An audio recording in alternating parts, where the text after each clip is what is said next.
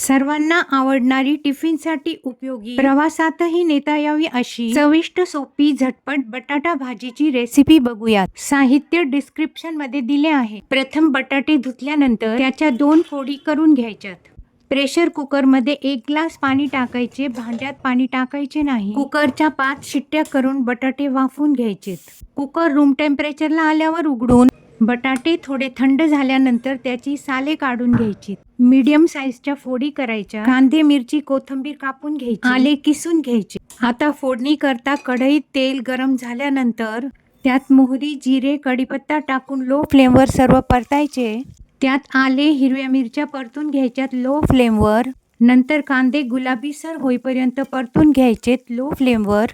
आता त्यात हिंग, हळद पावडर टाकून परतायचे. थोडे परतत आल्यानंतर उकडलेल्या बटाट्याच्या फोडी टाकून मीठ टाकून एकजीव मिक्स करायचे व 2-3 मिनिट सर्व परतून घ्यायचे. शेवटून कापलेली कोथिंबीर टाकून मिक्स करायची आणि गॅस बंद करायचा.